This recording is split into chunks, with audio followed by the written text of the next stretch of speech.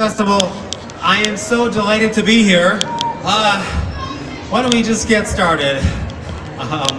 Here we go. Let's see how this is gonna work here. Let me press this button and see if... Okay, can everybody see the screen? Okay, good. This is me when I was a kid. That look like me? No, not the head. I think I forgot one thing. Yeah, the hair. The hair. There we go. Oh my God. You can't forget the hair. I had a lot of hair when I was a kid, not so much anymore. But actually, when I was a kid, I had a lot of challenges as well, especially when it came to school. When I went to school as a kid, they gave me a label called ADHD, and they stuck it right on my head, and it felt like a big weight weighing me down, and it was no fun. And then I found out right after that I had some reading problems, and they gave me another label called dyslexia, and they put that on my head too, and that weighed me down very much. And then it seemed like every day that came and went, I got another label, and another label, and another label, and they kept piling up. They got heavier and heavier and heavier and heavier until finally they all came tumbling down. And I don't know if this ever happened to you, but I kind of felt a little squished when that happened to me. And since I felt like such a failure at school, I was not doing well at school, I decided to focus on something that I was good at, and that was drawing. I loved to draw when I was a kid. I was always drawing and making up stories and making up characters. And before you know it, when I was in second grade, I started making up my own comic books about my own characters. And this is one of the very first comics I ever made. I made this about 45 years ago. And it's a character, it's about a character named Dogman. You guys have heard of Dogman, right? Yeah! Well, this is what Dogman looked like about 45 years ago when I was in second grade. Dogman was basically a regular dog who got struck by lightning, and he developed superpowers. I guess that's what happens when we get struck by lightning. I'm not sure. But I was always making these comic books when I was a kid, and as you can probably imagine, when I was a kid in school making comics, everybody in my classroom loved my comic books. Everybody loved them. Everyone loved my comics. Well, okay, not everybody.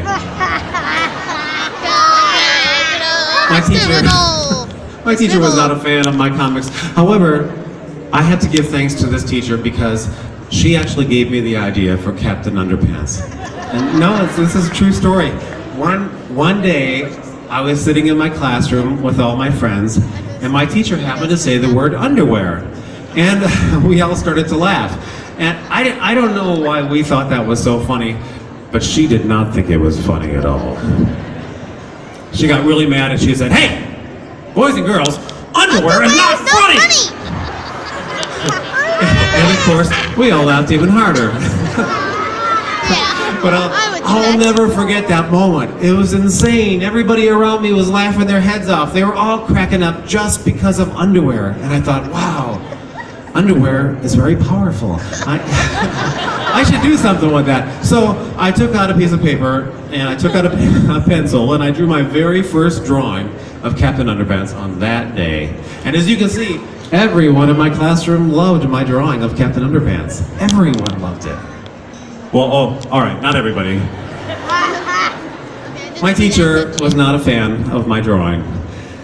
Not a big fan of Captain Underpants. And she took, that's right. I was very mature about my drawing with Captain Underpants. My teacher did not like it. She ripped it out of my hand and she tore it up right in front of me. And she pointed to the classroom door and she said, "Mr. Pilkey, out!" And she sent me out into the hallway, where I proceeded to make a comic book about Captain Underpants. Oh, thank you. There was no stopping me when I was a kid. And when I was done with my comic, I stapled it all together, and I brought it back into the classroom, and I shared it with all my friends. And as you can tell, everybody in my classroom loved my comic about Captain Underpants. Everyone loved it. Maybe not everyone. Well, okay, not everybody. Oh my God! Once again, my teacher got very angry, and she took that comic out of my hands, and she ripped it up right in front of me, and she said, "Mr. Pilkey, you need to grow up, young man, because you can't spend the rest of your life making silly books. Well, too bad. Well, too bad. But guess what I did? You did the I spent the rest of my life making silly said. books. And I think I owe a lot of the credit to my mom, because sometimes when I would come home from school, I'd be so sad and I'd be a little bit depressed, and I'd say, why do I have to have all these labels? How come I have ADHD? Why do I have dyslexia? Why do I have such a hard time in school? And my mom, she always has the best attitude, and she would say to me, you know, honey, maybe you're thinking of these things the wrong way. Maybe you're thinking of these things as challenges when actually they might be opportunities. Maybe these problems that you're having might give you ideas. And you know what? She was absolutely right, because I started to change the way I thought about all the bad things that were happening to me. And instead of getting upset, instead of getting angry, instead of being sad, I decided to turn those challenges into stories. I even turned myself into a couple different characters, and that's kind of how George and Harold came about. Now, you all know George and Harold, right? Yeah. Okay, good. All right, so George and Harold were a little bit based on me, and just like me, they made comics when they were kids. Actually, when they first met at kindergarten is when they made their very first comic, and you can see what their comics looked like when they first started out. Their drawings looked a little bit like stick figures, and they were a little bit sloppy, and they had some misspelled words and some bad grammar. But you know, George and Harold knew it was all about creativity. They realized that if they kept practicing and kept working at it, eventually they would get better. And that's exactly what happened. They began to improve. They got better, and pretty soon their spelling was perfect, and pretty soon their drawings improved, and before you know it, they were adding color, and now their comics are looking like this, and their vocabulary is improving, and that's really what you do. The more you practice, the better you get. Right. So, and now that George and Harold are a little bit older, they're also reading deeper and more mature books, and they're getting inspired by those books, and they're taking those ideas and turning them into new stories. So my newest book, Dogman: A Tale of Two Kitties, just came out, and it was actually inspired by a very old novel by Charles Dickens called A Tale of Two Cities. And George and Harold had taken some of the universal themes of classic literature and worked them into very silly stories. So even though there's kind of a lot of silliness going on in George and Harold's comics, George and Harold still have found a way to introduce ideas and themes that are very sophisticated and a lot more grown up and mature than some of their earlier books. For example, in this book, Petey, the bad guy, discovers that there's more to the world than just himself. He learns to love. And for the first time in his life, he begins to feel empathy and kindness. And those feelings inspire him to act in a completely different way than he's ever acted before. Petey overcomes his selfish nature, and he makes a very brave and selfless decision. And we see kind of a whole new side to Petey, all because George and Harold have been taking these themes, these grown-up themes, and putting them into their books. Now, sometimes themes can inspire ideas, but people ask me, what happens if you ever run out of ideas? Have you ever run out of ideas before? Yeah. Some of you do, right? That's called writer's block when it happens to writers. And what I do when I run out of ideas is I like to play. How many of you like Legos? Okay, good. Me too. So, when I start running out of ideas, I take Legos, and I take Lego minifigures. You know those little guys? Yes. And I take a bunch of clay, and I mold the clay onto their heads, and then I paint them. And actually, I've made a whole bunch of Dogman Lego minifigures, and here they are now. Here's some of them. And sometimes I find that when I'm running out of ideas, the best thing to do is play, just like I was a kid. So I build play sets, and there's Petey up there looking through his binoculars, and he's seeing Dogman and Officer Knight the cop, and I think that's kind of one of the great things you can do if you ever decide that you're running out of ideas, is you can play too. Play is a great thing to help you come up with stories and ideas, and it's a great way to improve your thinking as well. So, one of the things that I think is very, very important is if you get discouraged and you start running out of ideas, the best thing to do is to remember, never, ever, ever give up. Now, this is one of the very first books I ever made. This is about 30 years ago. I wrote a story called "'Twas the Night Before Thanksgiving." And when I first made my book, in fact, I do this with most of my books, I did a rough draft. Do you kids know what a rough draft is? Yeah. Okay, good. So this is kind of like a sample version of my story. And I wanted it to get published, so I made a rough draft and I stapled it all together, and I folded it into a book, and I put it into an envelope, and I sent it out to a publisher because I really wanted to become published. And something very exciting happened. A couple weeks later, I got a letter back from the publisher in the mail, and I was so happy. And I opened up the letter, and oh, they didn't like my book. They rejected it, and I was very, very sad. So I decided I'm not going to give up. You know what I did? I took that rough draft, I put it into a new envelope, and I sent it out to a new publisher. And pretty soon, a couple weeks later, I got a new envelope from that new publisher, and I was so happy. I opened it up, and I read it. And again. They didn't like it either. But you know what? I decided I'm not going to give up.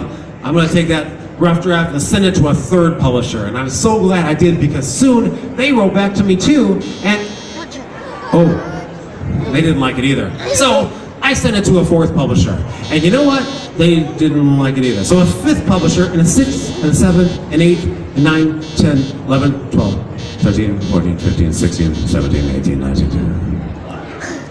23 different publishers said no. 23 different publishers did not like my book, and they rejected it 23 times. And I was so discouraged, I thought, maybe I should give up. But you know what? I didn't. I sent it out to the 24th publisher, and I wasn't expecting too much, but you know what? They liked it. I couldn't believe it. They accepted it. They were going to publish it. And I was so excited. I got more and more excited, and then something really crazy happened. My head exploded because I was so very, very excited. Okay, no, my head didn't really explode. But the book was published, and it came out 30 years ago, and it's still in print, and I was so happy about that. And I'm so happy that I did not give up, because I thought if I had given up, that book never would have been published, and all of these books never would have been published. And there never would have been a Captain Underpants movie. Did it?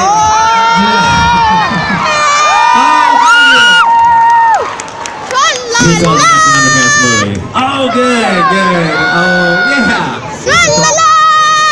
And if I had given up, I never would have gotten to meet cool people like Kevin Hart and Ed Helms. And these are guys who had challenges of their own, you know, and they never gave up either. They knew how important it was to stick with it and keep trying. So I think the most important thing, though, is if I had given up, I wouldn't be here today, and I never would have gotten to meet all of you. And this is my big thing. This is the thing that really inspires me, because I love to meet kids. I get so many great ideas from kids, and I love to meet the adults, the parents, the grandparents, the teachers and librarians, and the booksellers, and the reading specialists, because you are the people who are changing the world and making this a better place. So thank you, everyone, for everything you do. Thank you, thank you, thank you. Now, You're welcome! before we stop this start of the presentation, I have a new book coming out in December called Dog Man and Cat Kid. And one of the things I like to do for fun is I like to make videos. So I made a little video. You want to see the video about the book? Okay. I'm going to play that while I get set up over here. So here's the new video for Dog Man.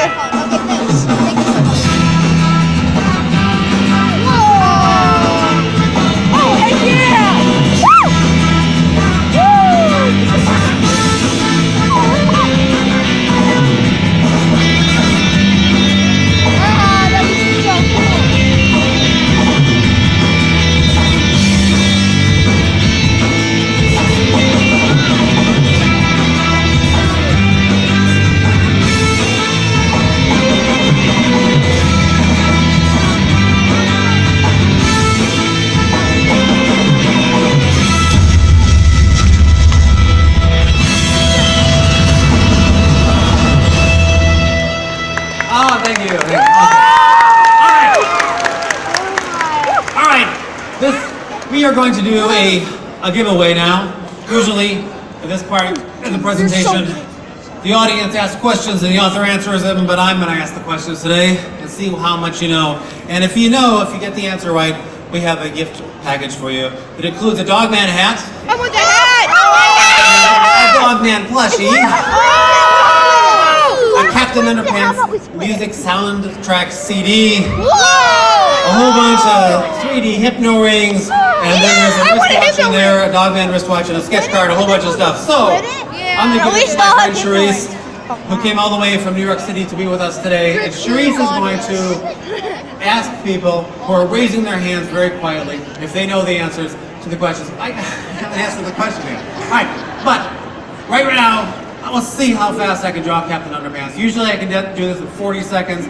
See how fast we can go. Everybody count down, all right? Okay. 1, 2, 3, 4, 5, 6, 7, 8, 9, 10, 11, 12, 13, 14, 15, 16, 17, 18, 19, 20, 21, 22, 23, 24, 25, 26, 27, 28, 29, 30, 31, 32, 33. 33 seconds. Good job! Yeah, good job! Okay, and we have a question about Captain Underpants, our first question. If you know the answer, please raise your hand. Don't stand up, just raise your hand very quietly, and Charisse will pick somebody. If you know the answer, who knows what happens when Captain Underpants gets water splashed on his face?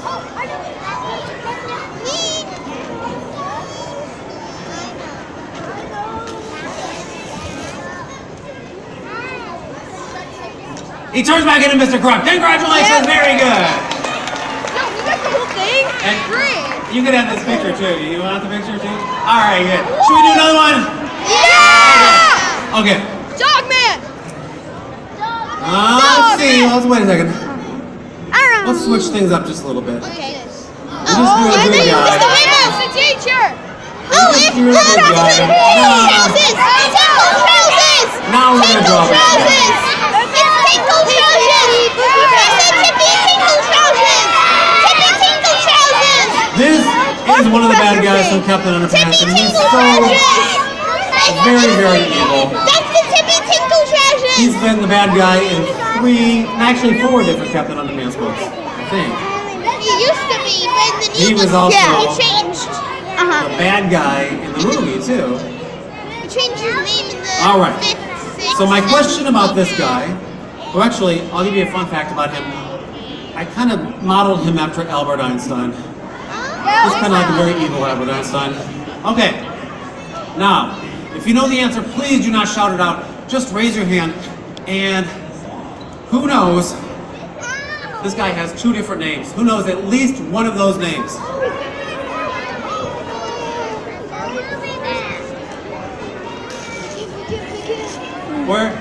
Where is Charisse? Did we get it? You got it, Professor Poopy Pants? Or Tippy Tinkle Trousers? Congratulations! Should we do another one? Yeah! Alright. Okay. Should we make it a real hard one? Yes! Yes! Dogman! Dogman! Dogman! Dogman! Dogman! Okay. Let's not get ahead of ourselves. This, of course, is Dogman. Dogman has changed a lot in the last 45 years. He's a police officer now. He doesn't have superpowers, but he's still a pretty good guy. All right, for our next question, where's Charisse? Who knows this guy's name? Dogman! That's not fair. Did you get it? Dogman is correct. Very good. That was too easy. Yeah, no. Shall we do another one? Yeah! Do we have time? Wait, stay in this All right. section. No, All right. this section. Who should we do next? Oh, I know. Fair. Come on. People ask me Yeah. No, we're not going George! about these guys. George and Harold! George and Harold! George and They say, Harold! did you ever know anybody like these 2 characters right here? Yeah. Actually, I did. Yes. Because I know myself. Woo. These characters that I'm drawing right here are actually based on me when I was a kid. And I think my mom really did help inspire me to think of these guys, because she really wanted me to change my attitude about all the challenges I was having. You know, because there's many different ways to think about the same things. And so we have George and Harold from the Captain Underpants books. They're a lot like me. They both make comics. They both draw. They both get in trouble at school sometimes. They both have ADHD, so they're a lot like me. So our next question is, this is a tough one. Who knows George and Harold's last names? George Beard and Harold Hutchins. I'm quiet. Did you get it? Did we get it? We got it, okay. Their last names, George Beard and Harold Hutchins. This isn't fair. Okay, we got one last one. I'm gonna draw a character Little Petey! Little Petey! Little from my Petey! newest book. Little Petey! Little Petey! Little Petey! Little Petey! This is a good friend of mine. I'm sitting down. I'm sitting He's down. kind of a little kitten who's trying to find his way in life and learning a lot about himself. All right. All right. Where is Charisse? I gotta find Charisse. Okay. Who knows this little fella's name? Did you get it? Little Petey is correct. Very good. Congratulations. All right. We are out of time. We are a little over time. But I wanted to thank everyone who came here today. I want to thank everyone at the National Book Festival. Thank you, parents. Thank you, children. Thank you, everyone. Nathan. Thank you, Dav Pilkey. That wasn't fair at all. You really Ladies and gentlemen, fans, please, if you want to meet Dave or have him sign a book, please head down toward the book signing Do you know how area, unfair that which was? is all the way Can I just say down that? on the far side of the room. Please let him What's your email? have an avenue to get there in advance. All right, Thank you guys.